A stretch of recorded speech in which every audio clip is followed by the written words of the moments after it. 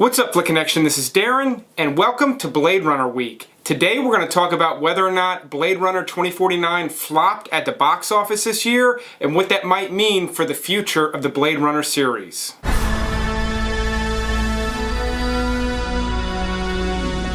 So in my opinion, Blade Runner 2049 was one of the best movies of 2017. Here at Flick Connection, we had actually predicted that way in advance. We expected this to be the Fury Road of 2017. In a lot of ways it was. I think as far as a film goes, it was successful.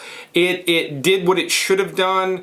It didn't disappoint fans for the most part. Most people that saw it liked it. The problem is, not a lot of people saw this movie, and this was a very expensive movie to make. So to start this off, we're going to talk about a little bit of math, and then we're going to talk about what that means for the future of this series. So Alcon Entertainment, who backed this project, had stated in an interview right before the release of the movie that it needed to make at least $400 million globally in order to be considered a success. In fact, if it didn't make that back, Alcon might be in big trouble to the point where they might actually go under. Now, I don't know the details as to why they would have released that information in an interview, but they did, and so that was on the table before the movie came out. But there were high expectations for this movie. It's a beloved property, big budget. It didn't come out at a prime time of the year, but still, there was high expectations for this movie, and then it released, and suddenly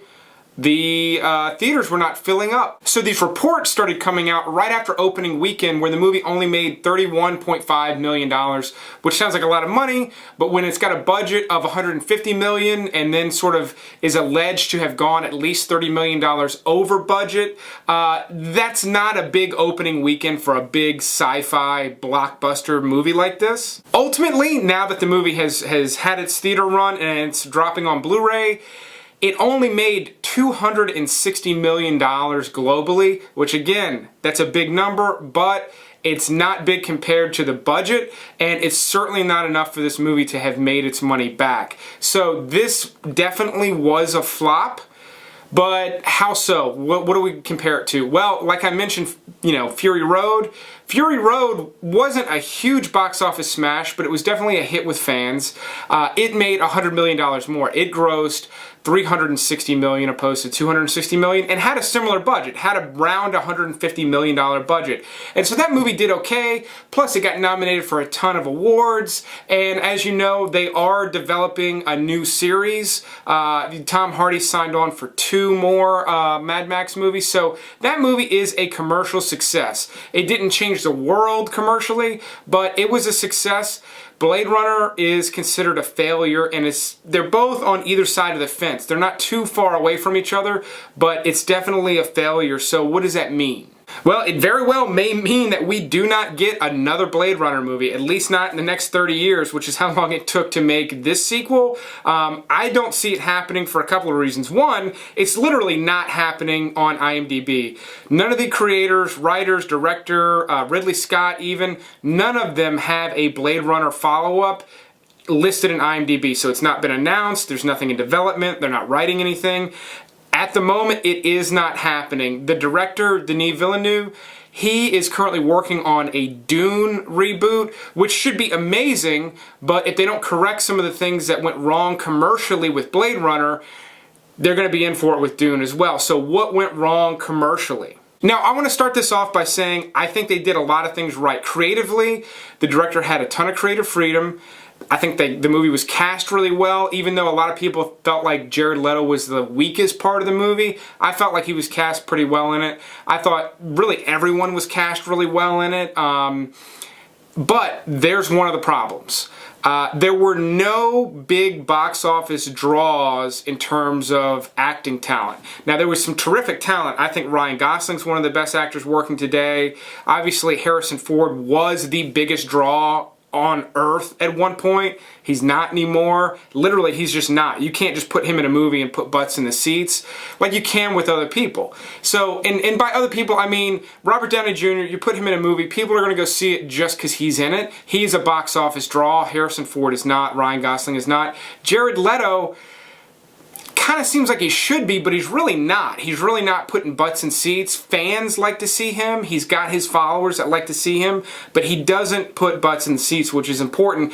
And that's often something that happens. That's why you'll see actors, you'll be like, why is Chris Pratt in that? Like, why is he in that movie and that movie?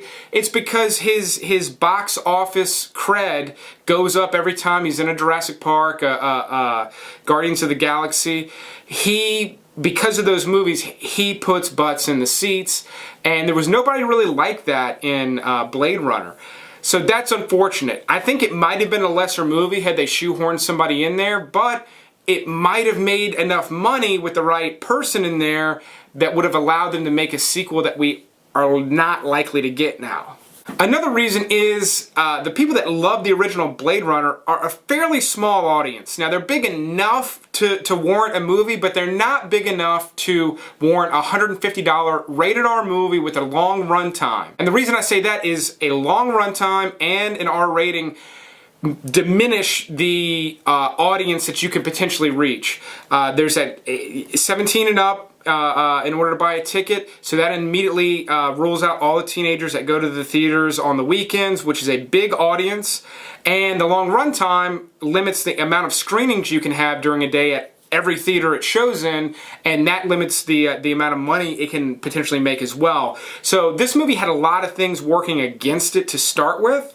And then you pile on the fact that the audience for this movie ended up being like 71% male, and the fact that it started off with a fairly niche fan base to begin with, and the fact that if anyone that had never seen the original Blade Runner were to want to watch it before going to see 2049, they were probably bored on that first viewing and had no interest in seeing 2049 for a couple of reasons. One, the movie's really slow, it's really hard to get, and there's 7 different versions out there, really just 3 or 4 you can actually get your hands on and watch, and there was a lot of confusion about what to watch, and really, even though most fans would recommend the director's cut and it is the superior cut, it's not as accessible as the theatrical release, which has its downfalls, but it's not as accessible, and watching that movie before going to see 2049 probably